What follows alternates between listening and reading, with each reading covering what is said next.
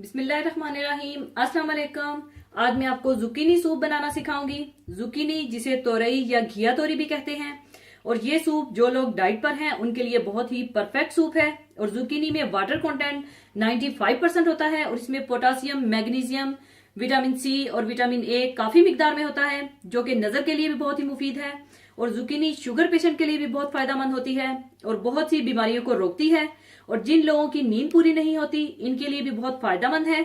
और ये बहुत ही मजेदार और रिच फ्लेवर का सूप तैयार होता है, और खासकर जो बच्चे सब्जियां नहीं खाते उनके लिए बहुत अच्छा रहेगा। और ये बहुत ही आसान रेसिपी है। तो इसको बनाने के लिए हमें चाहिए जुकीनी आधा किलो, जिसे मैंने छिलके के साथ ही छोटे छोटे टुकड़ों में काट लिया है, और 4 अदद मेल्टेड चीज के स्लाइसिस, नमक हस्बे जरूरत, और नमक जरा एहतियात से डालिएगा क्योंकि मेल्टेड चीज के स्लाइसिस भी ऑलरेडी नमकीन होते हैं। और white pepper powder half tea spoon, और मक्खन 1 टेबल स्पून, या आप इसकी जगह ऑलिव ऑयल या आम तेल का भी इस्तेमाल कर सकते हैं। और दूध चाहिए होगा ½ लीटर। सबसे पहले आप मक्खन डालकर इसे आप गर्म कर लें।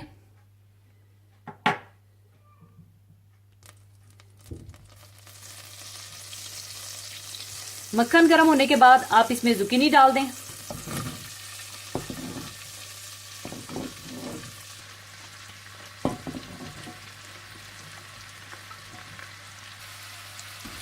और इसे अच्छी तरह से मिला लें और इसे भून लें यहां तक कि ये अच्छी तरह से गल जाए।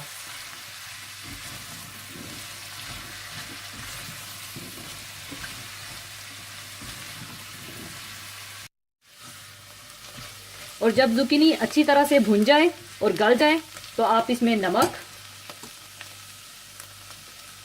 व्हाइट पेपर पाउडर और मेल्टेड चीज डाल दें।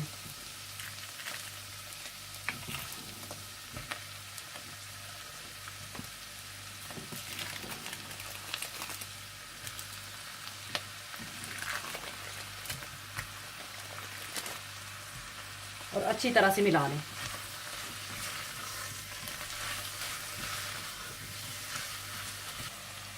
और साथ ही आप इसमें दूध भी डाल दें।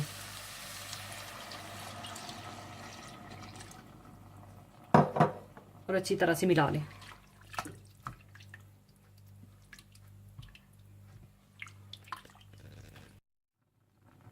और बॉयल आने के बाद आप चूल्हा बंद कर दें और इसे चूल्हे से उतार दें और इसे ठंडा करके आप ब्लेंड कर लें।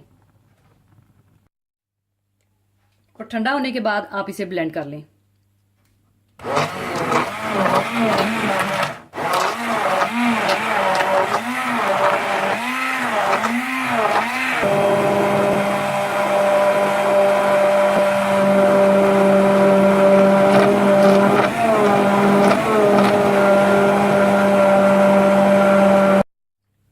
ब्लेंड करने के बाद जुकीनी सूप तैयार है। अब इसे मैं सर्विंग बोल में निकाल लूंगी।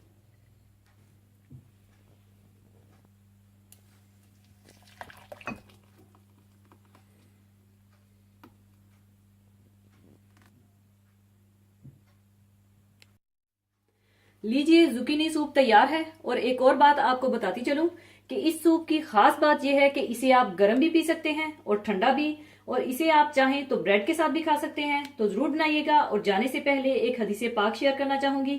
हदीसे पाक इस तरह से हैं। हजरत अबू हुरैरा रजी अल्लाह ताला अन्हु से रवायत है कि रसूलुल्लाह सल्लल्लाहु अलैहि वसल्लम ने फरमाया, ईमान की 70 से कुछ ज्यादा शाखें हैं। इनमें सबसे अफजल जुबान से कलमा ला इलाहा इल्लल्लाह कहना यानी तौहीद का इकरार है, और सबसे मामूली रास्ते से तकलीफ दे चीज को हटा देना और शर्म करना भी इस्लाम में एक जरूरी चीज है। हम जिस दीन के पैरोकार हैं वो सिर्फ चंद रसूमात और इबादत के मजमूए का नाम नहीं है कि इंसान सिर्फ इनको कर ले और उसने अपने ईमान का हक अदा कर दिया। वो सिर्फ नमाज, रोजा, हज, ज़कात के मजमूए का नाम नहीं कि इंसान इनको कर ले और बस। ये इबादत तो इस पूरे निज़ाम का एक हिस्सा हैं। ये एक मुकम्मल निज़ाम है। इसके मुख्तलिफ अज्जा एक दूसरे के साथ जुड़े हुए हैं। यही वजह है कि कुरान मजीद ने इस बात की सख्त मजम्मत और ममानत की है कि अल्लाह ताला के बाज़ अहकाम पर तो अमल किया जाए और बाज़ को छोड़ दिया जाए। अल्लाह ताला फरमाता है, ये क्या बात है कि अल्लाह की किताब के बाद अहकाम को तो मानते हो और बात से इनकार किए देते हो। تو جو تم میں سے ایسی حرکت کریں ان کی سزا اس کے سوا اور کیا ہو سکتی ہے کہ دنیا کی زندگی میں تو رسوائی ہو اور قیامت کے دن سخت سے سخت عذاب میں ڈال دیے جائیں۔ اسلامی نظام کے معنی یہ ہیں کہ اسلامی زندگی کے تمام شعبوں اور مادی روحانی دائروں میں معاشرے کا رہبر، رہنما اور قائد ہو، معاشرے کا عقیدہ اسلامی ہو، اس کے افکار و نظریات اسلامی ہوں، اس کے جذبات و احساسات اسلامی ہوں، اس کے اخلاق اور نظام تربیت اسلامی ہوں، اس کے رسوم و روایات اسلامی رنگ میں رنگے ہوں، اس کے قوانین اسلام کے ڈھانچے میں ڈھلے ہوں، اس کی اقتصادیات اسلام کے تقاضوں کو پورا کرتی ہوں۔ اسلامی عقیدہ کی شان یہ ہے کہ وہ پوری انسانی زندگی پر اپنی بالادستی چاہتا ہے۔ وہ افکار و نظریات، اقوال و اعمال اور اخلاق و کردار کی صورت گری کرتا ہے اور پورے معاشرے کو ایمان اور اللہ تعالیٰ کے رنگ میں رنگ دیتا ہے۔ اس کا اپنا نظام قانون ہے۔ سیاسیات، معاشیات کے متعلق اس کے اپنے نظریات ہیں۔ یہ انسان کی ذہنی، روحانی اور مادی ترقی کا ضامن ہے، لیکن اس کی برکتیں تب ہی رونما ہو سکتی ہیں جبکہ اس کے ماننے والے اسے پورے کا پورا اپنا لیں۔ اس کے برخلاف ہماری اکثریت کا یہ حال ہے کہ اسلام کو صرف نماز، روزہ، حج، زکوٰۃ تک محدود سمجھ کر بیٹھ گئے ہیں۔